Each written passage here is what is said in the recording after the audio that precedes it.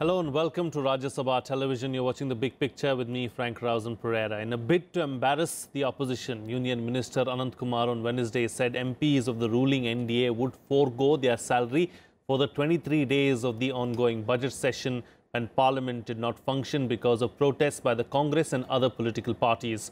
The minister blamed the Congress for the logjam in both the houses of Parliament, saying that it had engaged in anti-democratic policies. Parliament on Thursday remained deadlocked for the 22nd day with no major bill being cleared in this session. The Union Budget too passed without discussion. The Rajya Sabha spent barely minutes in this part of the session on the 6 big issues facing the nation: the PNB fraud, CBSE leak, SC/ST Act, Kaveri issue, AP special status, and on Wednesday, the upper house adjourned for a record 11 times. On this edition of The Big Picture, we will discuss the decision of the ND MPs not to take pay, for the wasted days and the Parliament logjam.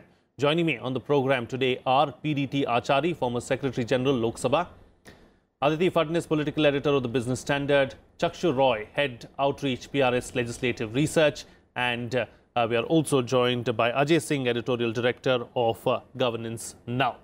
Thank you to all my guests for joining me on this edition of The Big Picture. Mr. Acharya, I'd like to begin with you. What do you think of the no work, no pay decision of the ND MPs? Well,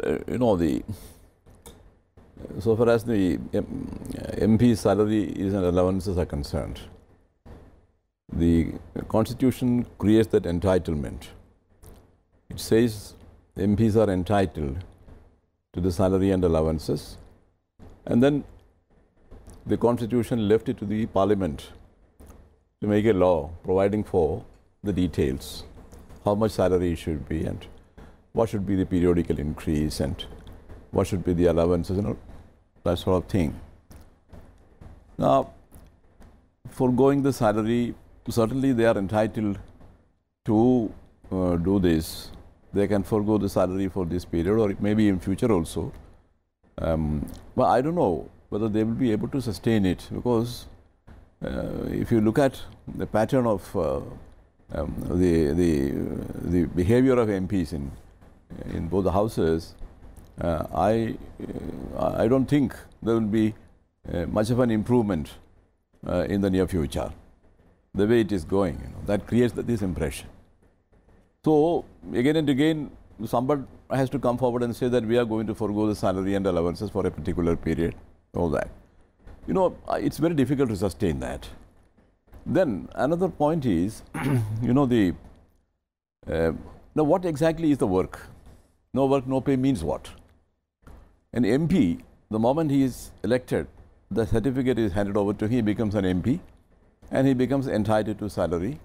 He becomes entitled to all the benefits which an MP gets. Okay. And after that, maybe for 1 month he may not attend the session. So he won't be working that way. Working does not merely mean working in the house. Now MPs are attending committee meetings. Whole lot of work is being done by the committees. And then being an MP, he has to attend to so many items of work which an MP is supposed to or required to do. So to take a narrow view of what they say in the House perhaps is not the right way, and well, this is a reaction. It's okay.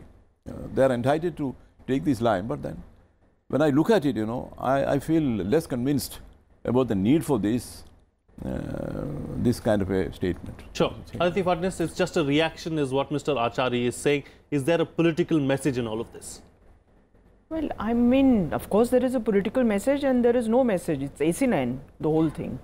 What do you get out of giving up your salary? What do you get out of not working? What is work? I know that there were MPs, both from the ruling party and the opposition coalitions, who were given membership of the Rajya Sabha only for the purposes of disruption. And I mean, we know this, they have told us in as many words. So frankly, there is a logic for disruption, but there is also a logic for, getting down and listening and talking and listening to the other person. It's very anti-democratic not to want to listen to somebody. whoever that person may be. It may be the government, it may be the opposition. So, I mean, I don't know. It's very noble of the NDA, although I don't know how noble, because one element of the NDA, the Shiv Sena, has already questioned this decision and said that we may be part of NDA, but we are not going to. We come to work every day. If the house doesn't work, it's not our fault. So we are not ready to give up our salaries. So, I mean, this kind of argument may fall flat. And it's okay, people want to be noble, that's all right. But frankly, that begs the question of what are we going to do about Parliament? You know, what are we going to do about Parliament? That's the bigger question, and that's something that we'll talk about ahead in the program. But before that, let me get Ajay Singh's view on the topic that we're discussing right now. Has something of this sort happened in the recent past, something that you can remember where MPs have given up their salaries for something? Ajay Singh. No, I have not. I'm absolutely not aware of it. But the fact remains, I entirely agree with Aditi, who says that this is not the first time that House is being disrupted. And it has been disrupted by, both the sides. So I don't know, if it will improve the situation or not. I think, it's a kind of semantics which should be taken as that. Sure. You know, it's now time to bring in Chakshu Roy into the picture. You know, Chakshu Roy, as far as this second half of the budget session is concerned, what is the kind of time that we have lost and what's the cost to the exchequer? Frank, I think, I have a slight disagreement when we attribute costs to Parliament. Right? I think it is a convenient argument when people say that 1 minute of Parliament costs an X amount of money. I don't think that's a great way of framing the debate when we talk about Parliament. The time that is wasted by Parliament, the cost is to the nation. The cost cannot be calculated in terms of money. The cost is that we passed, as you mentioned in your opening remarks, we passed a budget of 25 lakh crores, which is your money, my money, our taxpayers' money, which will be money that will be put to the use by the government without deliberation and discussion. The cost is that there's a consumer protection bill, which has been cleared by the committee, which is pending. The cost is there's a prevention to corruption bill, which was to be discussed yesterday and today, and that couldn't be taken up.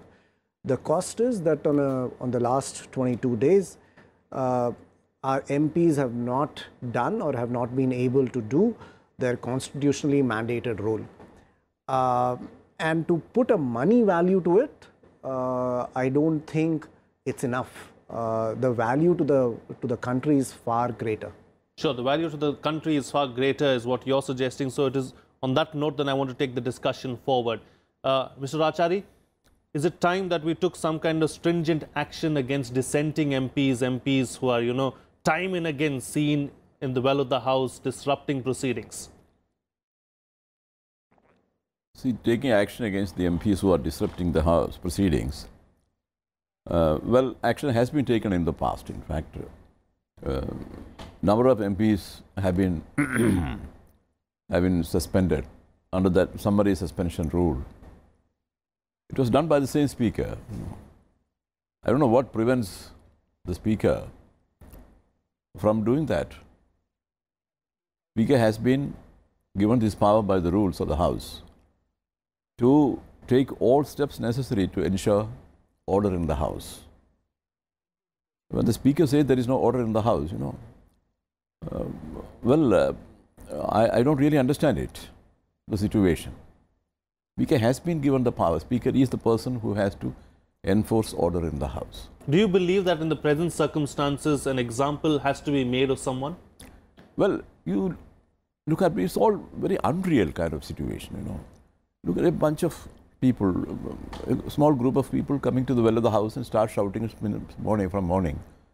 And the moment the Speaker comes to the chair, she looks at it and then immediately after that adjourns the House.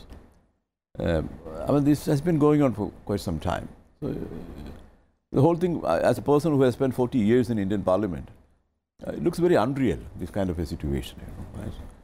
I do not know why. What hamstrings the Speaker? What prevents the Speaker from taking action. Now, for example, in the case of no confidence motion, I have already said that in some channel. Now, the Speaker has a duty to place it before the House and take a head count, and because it is the House which permits the motion to be moved, not the Speaker. Unlike in other businesses, other types of motions, the Speaker permits or admits or rejects it, whatever, disallows. But in this case, the Speaker has no such role. It is actually the House which permits a member to move the motion. Okay. Now, the Speaker says there is no order in the House. There is a rule, a specific rule, 378 or something, which enables the Speaker, empowers the Speaker to take whatever action necessary to restore order in the House. So these are some of the things which are very unprecedented. This have never happened in the past. Okay. Aditi Phadnis, Mr. Acharya is saying it's unprecedented, it's unreal. He is saying he's not seen something like this in the 40 years of his experience in Parliament. Why is this logjam, deadlock continuing in Parliament? I was talking about this no confidence motion in that context only. Yes, Otherwise, yes. Disruptions were there earlier. Sure. What's causing the continued logjam and the deadlock? Well, I think just to refer to the no confidence motion, we have just seen a no confidence motion debated and defeated in Sri Lanka. Sri Lanka is also a parliamentary democracy. It's slightly different from our parliamentary democracy, but very sophisticated. And there you have had an 11-hour debate. There have been no people coming and throwing paper or coming to the well of the House or marshals removing. The discourse has been extremely trenchant on both sides, and the discourse, the debate has carried on. I mean, people have debated, people have sat and heard each other, and in the bitterest terms, but everything is there for people who have elected them to hear and see.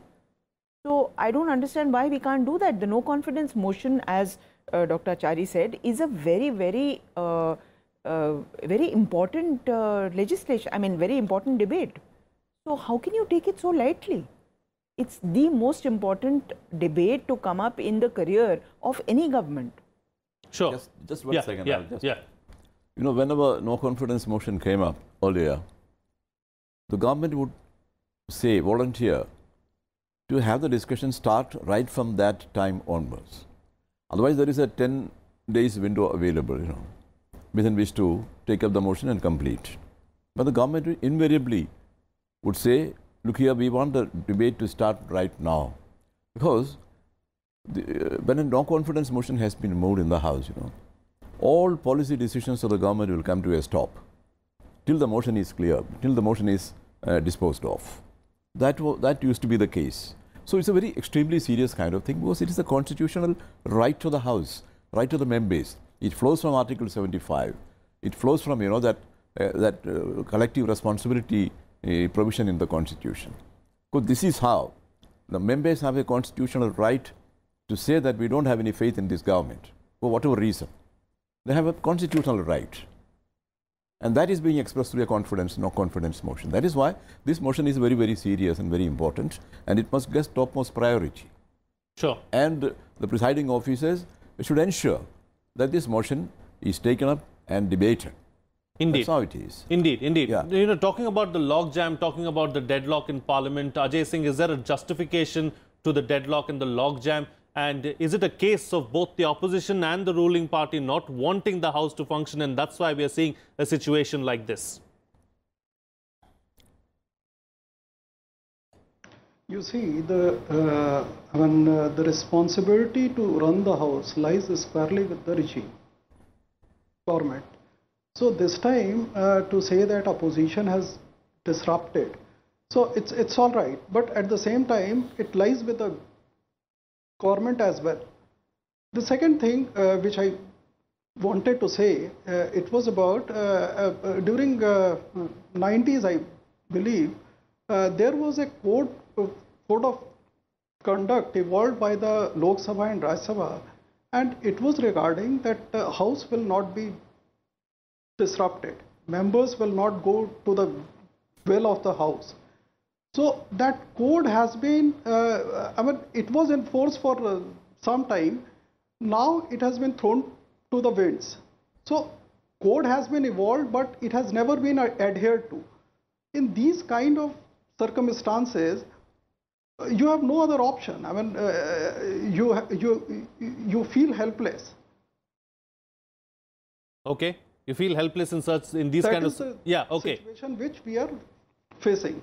Okay, the situation we are facing a helpless situation at this point in time is what you're suggesting. But Chakshu Roy, I'm going to go back to your opening statement where you said that it's the nation that suffers at the end of the day when Parliament does not function. And in this second half of the budget session of Parliament, several crucial bills were to be taken up. The Triple Talaq bill and several other bills, of course. What happens to all of those bills now? Well, two things straight away happen. One, Parliament has now lost the opportunity of debating every single clause on many of the bills which are currently pending. So one option at times that Parliament has exercised is that there's a consensus between parties and some bills are passed without debate, which I think is an unfortunate thing. It should not happen. In the past, the chairman of the Rajya Sabha has said that no bill shall be passed without a discussion. So one, the opportunity to debate and discuss, is lost. The second is all of these policies, all of these decisions, legislative actions which are set to be taken, which have been pending for some time, will now get pushed to the next session of Parliament. But for me, the real cause of concern would be, how do you insulate Parliament from, some of these political actions? Because I'm sure there will be other issues that will come up before the monsoon session of Parliament. So are we looking to see another session of Parliament completely disrupted, or are there mechanisms that the chairman and the speaker can exercise to ensure that while there is, a political heated charged atmosphere, it does not affect the functioning of Parliament? So how do you ring fence Parliament's functioning is a key question for me. That's a very valid point that you raised, and that's something that I would like to discuss with Mr. Achari. We are going to see more of this, and it looks like we will see more of this in the monsoon session and winter session and in the sessions to come. So what is it that the chairman or the speaker can do to ensure that the House functions? See, that's the basic question, these are the consequences of something which is not being done, or the right thing not being done. Right thing. Now, what exactly is the right thing? The right thing is for the government and the opposition to sit together and decide something. Here, of course, each side claims that they are trying their best and all that sort of thing, but nothing is happening. That means the real thing is not being done.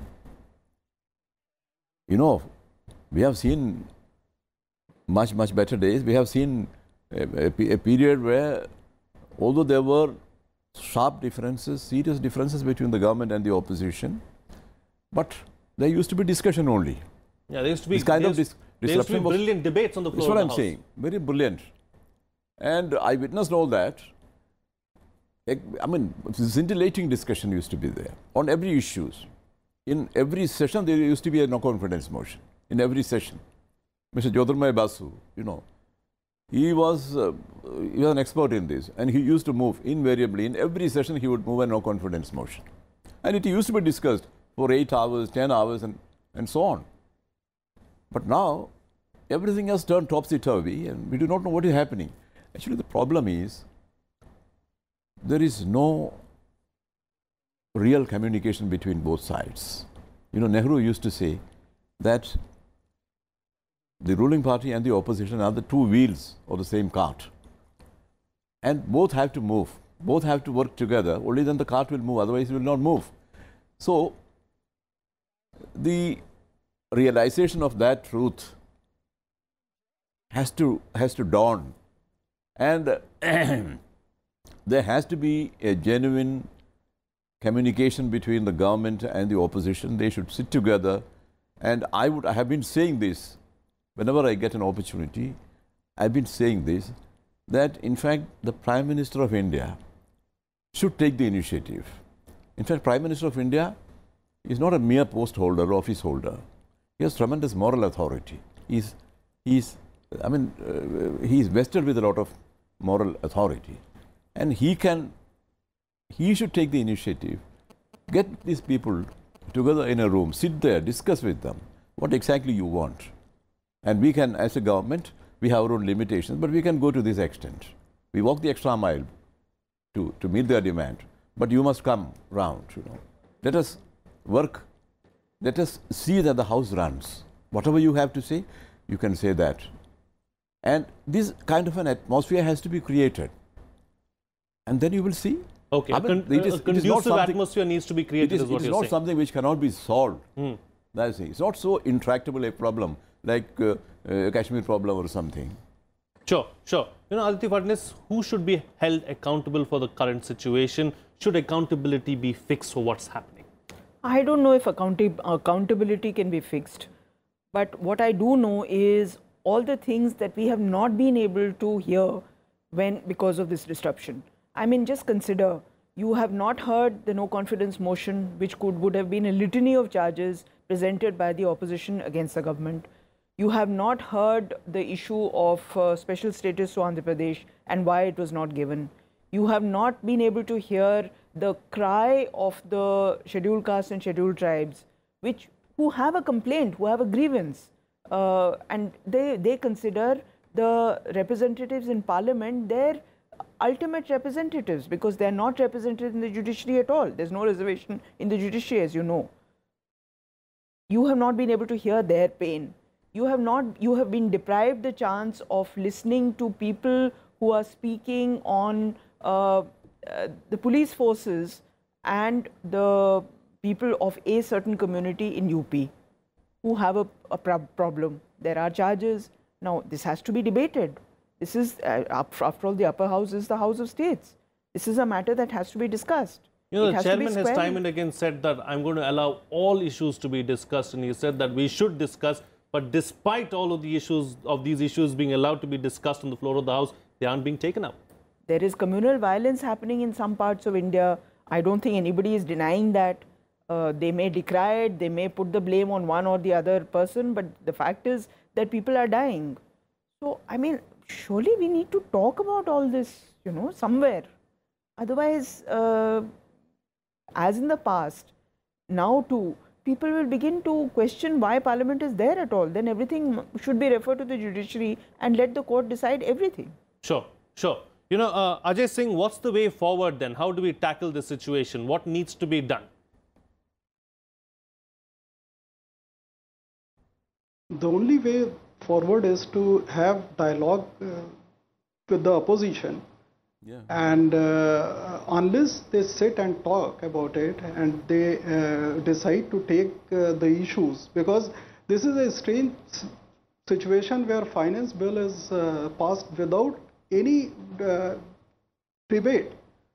So, I mean, it is very difficult to run the house in this manner. So, unless opposition and treasury bench both speaks to each other and find a way out, I don't see, otherwise there would be an end to this kind of a stalemate. Okay, you know, the opposition and the ruling government have to sit down and talk and sort out their differences and then come out with a solution, is what you're suggesting. Chakshu Roy, close the show for us with your concluding remarks. Frank, I think, you know, consensus building, sitting across the table, great ideas. They should definitely be done in a parliamentary democracy like ours. But I think the time has also now come for us to revisit the rules of parliament, right? What are the kind of discussions that can take place? What are the rules that need strengthening? We haven't really revamped the rules. Can we revamp the rules in such a way that at least legislative debates happen, irrespective of, you know, what happens between two political adversaries, or when, you know, consensus is not being built? Can we ensure that every bill has some kind of a, you know, recorded vote that would ensure that, you know, you can't pass a bill without a recorded vote, which means the government will have to sit on the table and talk to people. So I think changing some of the rules, or, you know, ensuring the rules are strengthened to enable parliamentary functioning is also a question that we need to think about. All right, on that note, then we'll call it a wrap on this edition of The Big Picture. I'd like to thank all my guests for joining me on the program and putting things into perspective for us. What's coming out of the debate is that We probably need to take a look at the rules of Parliament and probably revamp those rules in the days to come so that Parliament functions smoothly. And also, as Mr. Rachari pointed out, it's not something that's very difficult. Both sides need to sit down, sort out the issues, talk things over, and then probably take things forward is what's come out of this debate. That's it from me. See you again next time.